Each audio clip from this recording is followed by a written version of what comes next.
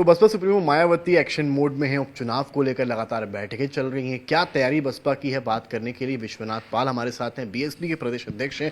बहुत स्वागत है सर आपका। बहुत बहुत धन्यवाद। तो आप लोगों ने भी सपा के जवाब में हाथी वाला गमछा इस बार धारण कर लिया है। नहीं, गमछा तो बहुजन समाज पार्टी का शुरू से चलता है, सपा का नया है। सपा के लोग कभी गमछा लेके नहीं चलते थे। जब से ये फर्जी संविधान दिखाना शुरू किए हैं, जबकि ये संविधान के प्रति कभी नहीं सचेत रहे हैं, आज संविधान लेके घूम रहे हैं। जबकि माननीय बहन जी ने संविधान के तहत ही बैकलॉग भर्ती किया था, जिसके उन्होंने आर्टिकल संशोधन करके रोक लगाने का काम किया, जो एससी एसटी ओबीसी की भर्ती हो रही थी। संविधान के तहत बहन जी ठेकेदारी में आरक्षण दी थी एससी समाज को, उसको भी इन्होंने संविधान संशोधन करके निरस्त करने का काम किया है। आप लोग उपचुनाव को लेकर बड़े ही एक्टिव दिख रहे हैं। कल मायावती जो है उन्होंने बैठक भी ली है, जिस तरह से दिखाई पड़ रहा है कि कितना एक्टिव हैं। क्या कुछ तैयारी आप लोग के उपचुनाव को लेकर है, पहले तो ये बताइए। देखिए, पहली चीज़ तो मैं ये बता दूं कि अक्सर मैं देख रहा हूं कि आप लोगों के द्वारा जो चर्चा हो रही है कि बीएसपी कभी उपचुनाव नहीं लड़ी है। तो बीएसपी उपचुनाव खूब लड़ती थी, चाहे हम हैदरगढ़ लड़े हों, चाहे गौरीगंज लड़े हों, चाहे प्रतापगढ़ लड़े हों, महासी लड़े हों, खूब उपचुनाव लड़ा गया 2012 के बाद और चुनाव जीते भी हैं। कभी कभी ऐसा होता ना कि जैसे आगे कोई चुनाव है तो हम लोग अपनी पूरी एनर्जी उस चुनाव पर फोकस करने के नाते उपचुनाव कभी कभी नहीं लड़ाए हैं। लेकिन इस बार माननीय बहन जी की रणनीति है और पूरे प्रदेश में जो 10 सीटें हैं, 10 सीटों पर हम लोग लड़ाएंगे बहुत मजबूती से और जीतेंगे। क्योंकि कल बैठक हुई है, जो चर्चा है कि फूलपुर और मझवा यानी कि मिर्ज़ापुर के 2 नाम जो हैं वो आप लोगों ने फाइनल किए हैं। पासी और ब्राह्मण का गठजोड़ बना रहे हैं, क्या कुछ तय है नाम?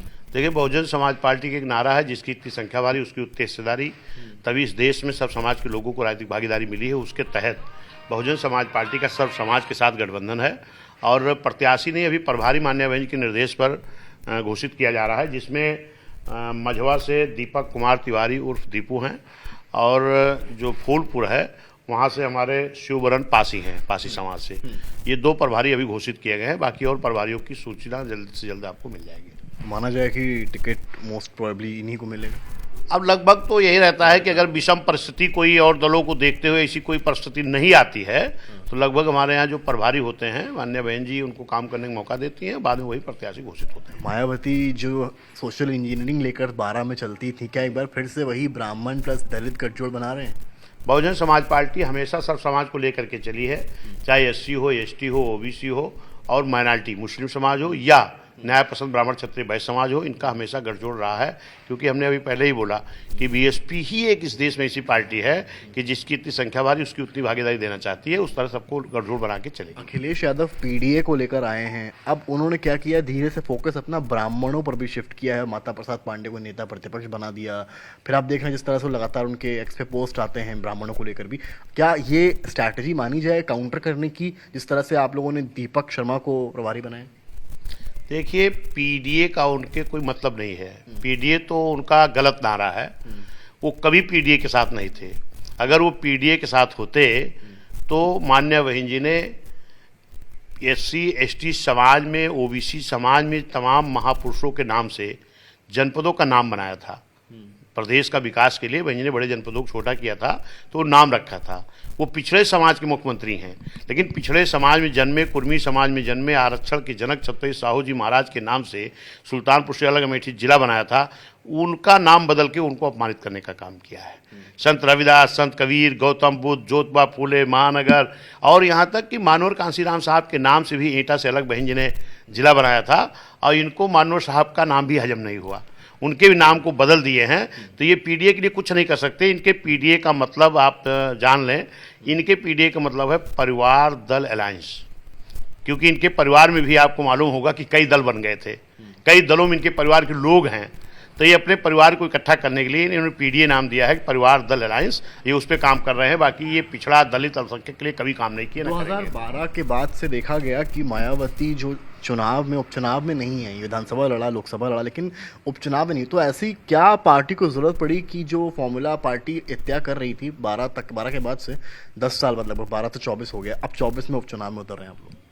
नहीं, हम लोग हमेशा उपचुनाव लड़े हैं। कभी ऐसी परिस्थिति रही हो कि आगे कोई आम चुनाव रहा हो या ऐसा कुछ रहा हो तो हम अपनी एनर्जी पूरे कार्यक्रम की उपचुनाव की तरफ न लगा करके हम मेन चुनाव फोकस करते थे, लेकिन अभी आने वाला चुनाव जो है वो लंबा है, तो इसलिए माननीय बहन जी की रणनीति है। बहन जी की रणनीति के तहत बहन जी ने अब तो बोल भी दिया है कि जो भी परिस्थिति रहेगी हम हर चुनाव को लड़ेंगे, लड़ाएंगे।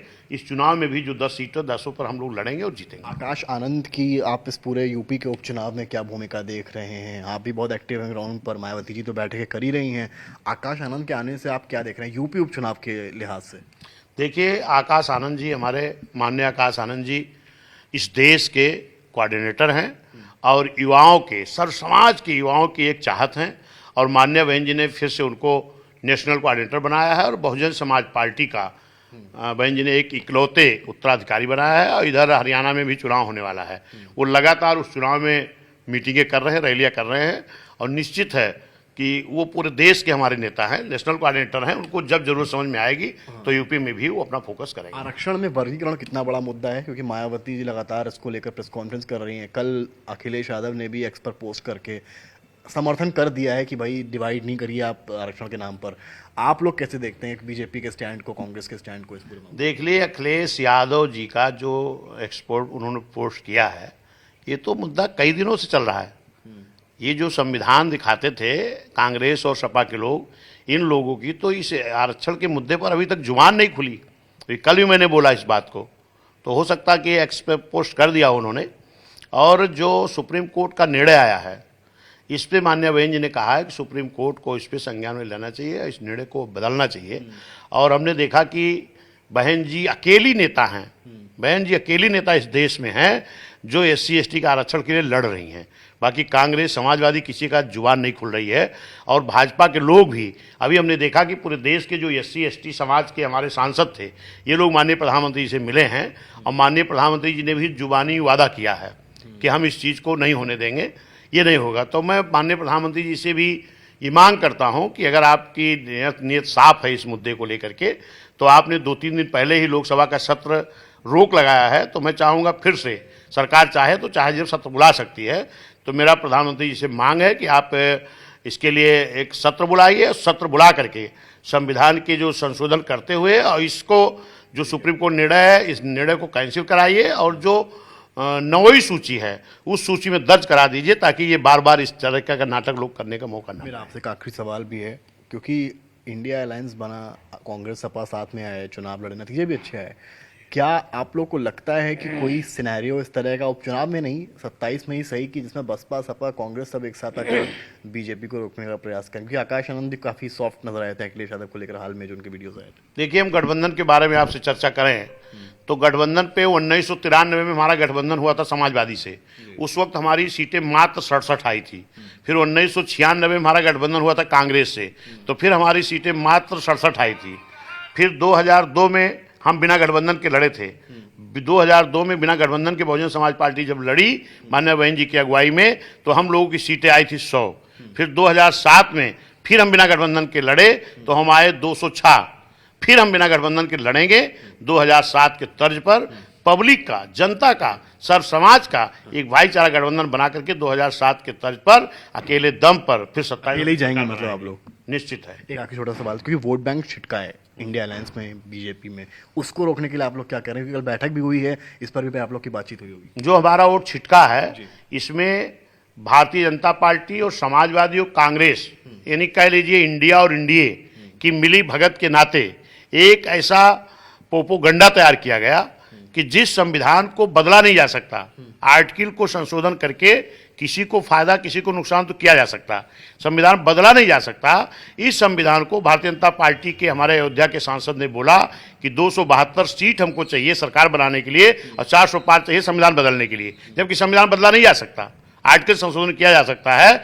तो इस चीज का संशोधन जहां पर समाजवादी ने खूब किया है और कांग्रेस ने किया है, वहां भाजपा भी पीछे नहीं, उन्होंने भी किया है। तो जब संविधान बदला नहीं जाता, संविधान बचाने की बात कहां से आई?